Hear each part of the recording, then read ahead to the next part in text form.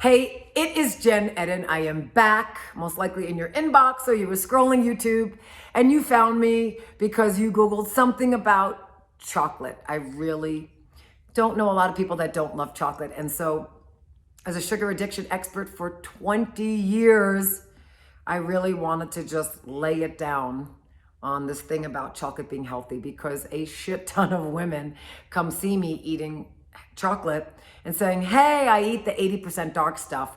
What do you think? And so I'm going to address that in 1 second, but I do always say, if you're new with me and you have not subscribed yet, but you love my straightforward way of teaching, I'd love it if you subscribe. There's some button somewhere. I pay my video girl. She's amazed to hook you all up. Okay, so let's talk about chocolate.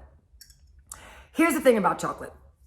I don't believe chocolate, so I'll just come right out and say it. I don't believe chocolate is inherently bad for anyone.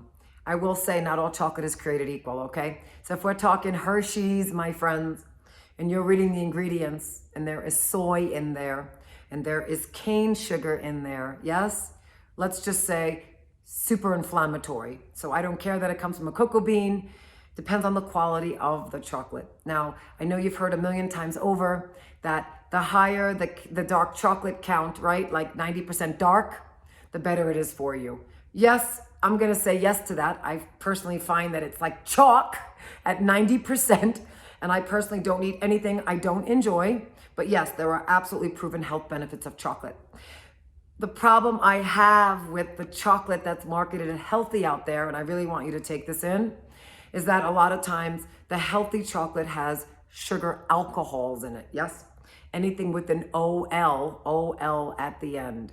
And so when you're having sugar alcohols in your chocolate, a sugar alcohol really does affect a person's digestive system, okay?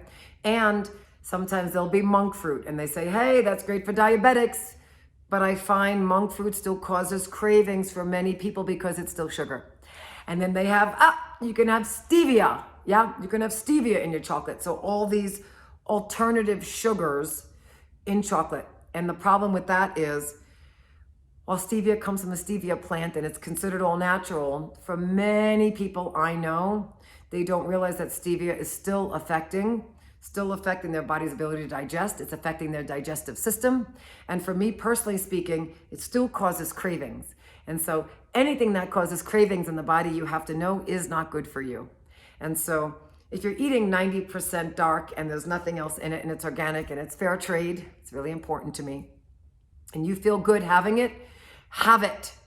The problem is, so many of these healthy chocolates, like I said, have monk fruit, have these sugar alcohols in them, have stevia, have natural flavors. And who the heck knows what's in natural flavors? And that stuff is inflammatory, okay? And stuff that is inflammatory ain't good for us. So I'm hoping that I have broken this down in the simplest way possible.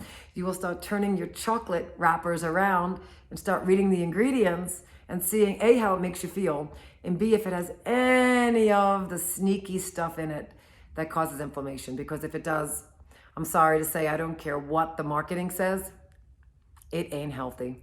All right, amazing. Thank you for being here. If you're not a subscriber, I'd love it if you join my community. And as always, thank you so much. I'll talk to you soon.